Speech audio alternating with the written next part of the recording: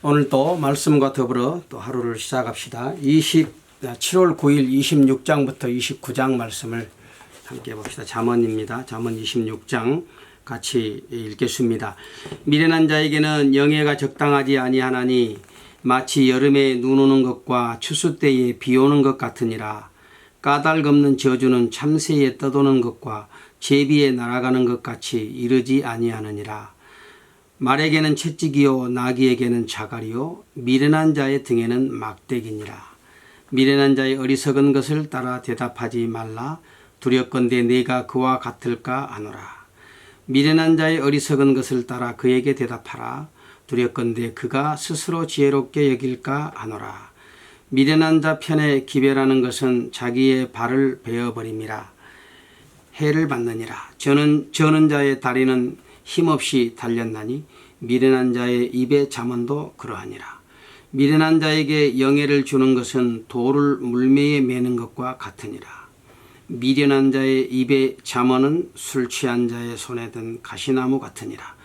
장인이 온갖 것을 만들지라도 미련한 자를 고용하는 것은 지나가는 자를 고용함과 같으니라. 개가 그 토한 것을 도로 먹는 것 같이 미련한 자는 그 미련한 것을 거듭 행하느니라. 네가 스스로 지혜롭게 여기는 자를 보았느냐. 그보다 미련한 자에게 오히려 바랄 것이 있느니라. 12절까지 미련한 자에 대해서 말씀을 하고 있습니다. 미련한 자를 경계하고 조심하라는 것이죠. 1절에 미련한 자에게는 영광이 어울리지 않는다. 마치 여름에 눈이 오는 것 같고 추수 때에 비가 오는 것 같다. 이렇게 어울리지 않고 오히려 방해가 된다는 것이죠. 해가 되고 그래서 돌을 투석기에 매는 것처럼 이것은 곧 날아가 버린다. 이렇게 말씀합니다. 자, 이런 사람에게는 영광이 아니라 오히려 말에게 채찍이 필요하고 나귀에게 재갈이 필요하듯이 그 등에 막대기가 필요하다. 참 징계나 형벌이 따라야 한다는 그런 말씀이 되겠지요. 그래서 미련한 자를 따라 말하지 말고 그에게 무슨 일을 맡기지 말라 그랬죠. 미련한 자의 말을 따라가다 보면 자기도 모르는 사이에 그와 같은 처지에 서게 됩니다. 오히려 그의 입에서 나오는 미련한 말을 들을 때에 바른 말로 대답해 주어서 그가 스스로 지혜롭다고 착각하지 않도록 해야 된다고 말씀하지요. 이런 사람에게는 어떤 일을 맡기는 것조차 적당하지 않고 차라리 그 발을 베어버리는 것이 마땅하다. 그렇습니다. 참 이 미련한 자, 어떤 자가 미련한 자겠습니까?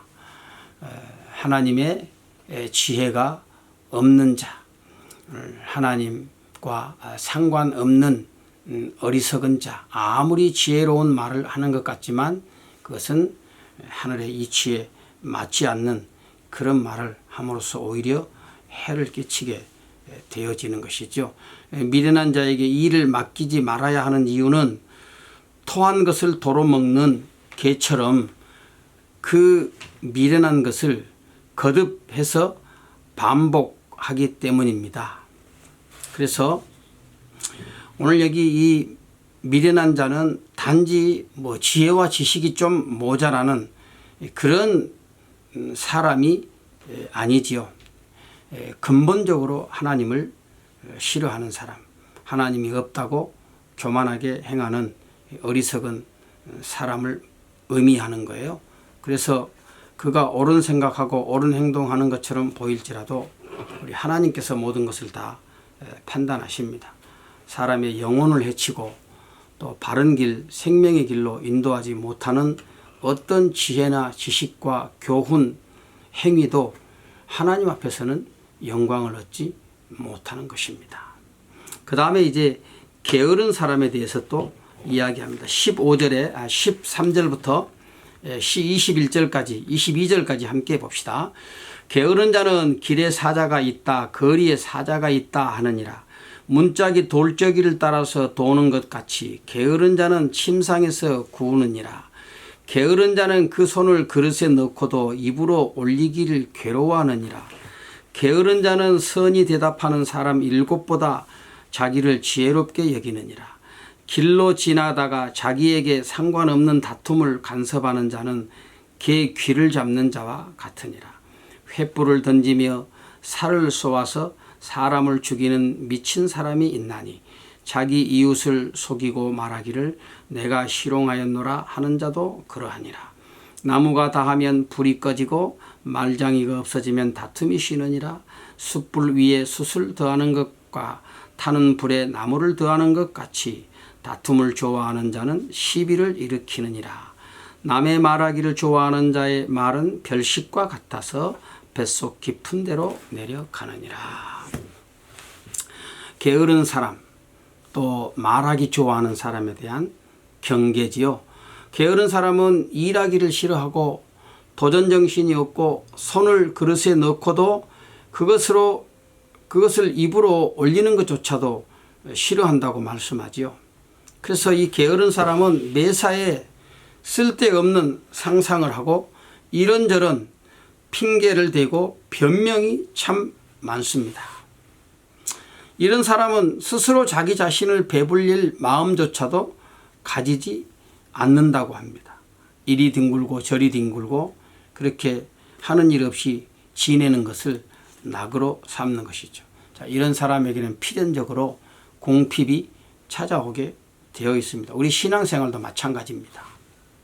영적으로 게으른 자들은요, 생명의 양식인 하나님의 말씀에 대해서 무관심하고 또 기도하기 위해서 무릎 꿇는 일들을 정말 싫어합니다.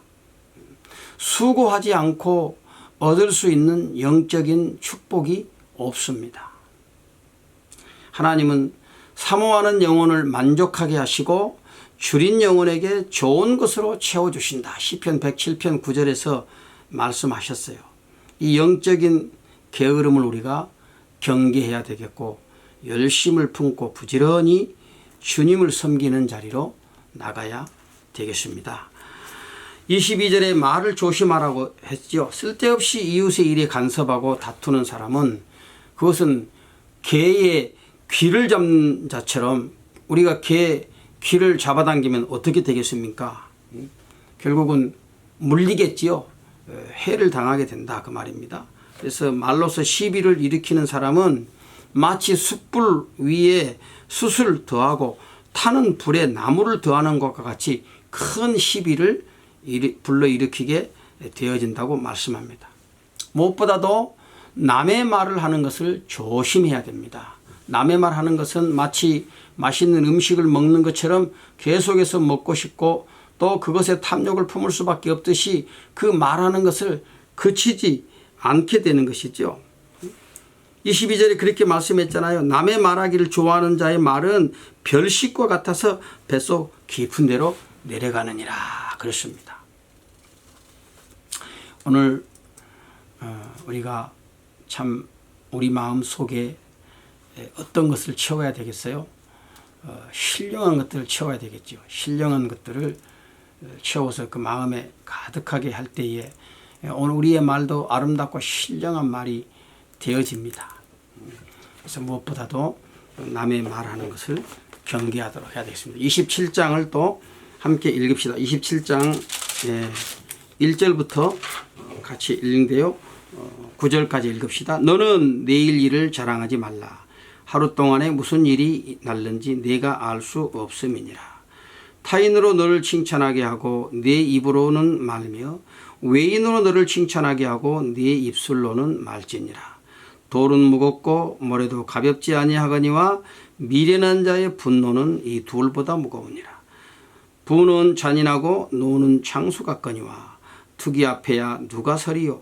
면책은 숨은 사랑보다 나으니라. 친구의 통책은 충성에서 말미암은 것이나 원수의 자주 입맞춤은 거짓에서 난 것이니라. 배부른 자는 꿀이라도 싫어하고 줄인 자에게는 쓴 것이라도 다니라. 본향을 떠나 유리하는 사람은 보금자리를 떠나 떠도는 새와 같으니라. 기름과 향이 사람의 마음을 즐겁게 하나니 친구의 충성된 권고가 이와 같이 아름다우니라. 1절에 내일 일을 자랑하지 말라 그랬지요. 몇 달 후, 몇 년 후에 일이 어떻게 될지 우리가 알 수 없듯이 사실은 내일 일이 어떻게 될지조차도 모르는 것이 우리 인생입니다. 그래서 미래를 위해서 예비하는 것은 지혜로운 일이지만 무슨 일이든지 너무 지나친 확신을 갖지 않도록 해야 되겠습니다. 우리의 인생의 주권은 하나님께 있습니다. 하나님은 우리 인생들이 내일 일을 알 수 없도록 감추어 놓으셨습니다. 왜냐하면 매 순간 순간 하나님 의지하여 살아가도록 그렇게 하신 것입니다. 때와 기한이 하나님께 있음을 믿고 또 겸손한 마음으로 성실하게 하루를 살아가는 것, 그것이 곧 지혜인 것입니다. 6절에 보면은요, 6절 친구의 통책은 충성에서 말미암은 것이나 원수의 자주 입맞춤은 거짓에서 난 것이다. 친구의 충고에 귀를 기울이라. 충고를 겸허한 마음으로 받아들이면 자신에게 큰 유익이 있지만, 그런데 사실 다른 사람의 충고를 받아들이는 것이 쉽지 않습니다. 가장 가까이에 있는 아내의 충고조차도 우리는 듣기 싫어하지 않습니까? 잘 받아들이려고 하지 않습니다. 그러나 마음을 낮추고 마음을 열고 겸손한 마음으로 그 충고를 받아들일 때 그것이 참 나에게 큰 도움이 되고 또 그로 인해서 더욱더 충고하는 친구에게 좋은 친구가 될 수 있는 것입니다. 오늘 내게는 정말 마음과 마음을 터놓고 그렇게 이야기를 나눌 수 있는 친구가 있습니까? 또 그 친구의 충고에 귀를 기울일 그런 마음의 준비가 되어 있습니까? 오늘 이런 좋은 친구를 두는 것, 참으로 그것은 귀한 일입니다. 21절에 도가니가 은을, 풀무가 금을 연단하고 칭찬이 사람을 실현한다 그랬습니다. 도가니 또 풀무, 이것이 금과 은을 연단하죠. 그것에 계속해서 이렇게 연단을 시키면 실현한다 그랬죠. 연단을 시키면 그러면 결국은 아주 참 이런 정금 같은 그런 금이 되고 은이 되는 것입니다. 사람에게 있어서 칭찬이 바로 그런 겁니다. 그래서 이 칭찬은 금과 은을 단련하는 풀무와 같아요. 그래서 칭찬을 했을 때 그 사람이 어떻게 반응하는가 하는 것을 보면 저 사람이 어떤 사람인지 대충 짐작할 수가 있습니다. 칭찬을 받을 때 어떤 사람은 굉장히 교만해지지만 또 어떤 사람은 아주 겸손하게 자신을 낮춥니다. 교만한 사람은 칭찬을 받을 때 자신에게 영광을 돌리지만 겸손한 사람은 하나님께 감사하고 또 다른 사람에게 영광을 돌리는 것이죠. 그래서 칭찬이 마치 도가니와 풀무처럼 이렇게 사람을 시험한다, 이렇게 말씀하고 있는 것입니다. 23절에 내 양떼의 형편을 부지런히 살피며 내 소떼에 마음을 두라 그랬습니다. 부지런함, 무슨 일을 하든지 부지런해야 됩니다. 양과 소를 기르는 사람들은 늘 그것들에게 관심을 두지 않습니까? 풍성한 꼴을 먹이고 또 세밀하게 관찰하고 관리합니다.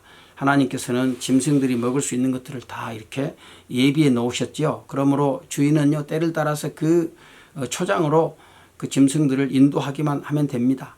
잘 보살피고 정성을 기울이면 결국 그것이 살찌고 건강하게 됐죠. 그렇습니다.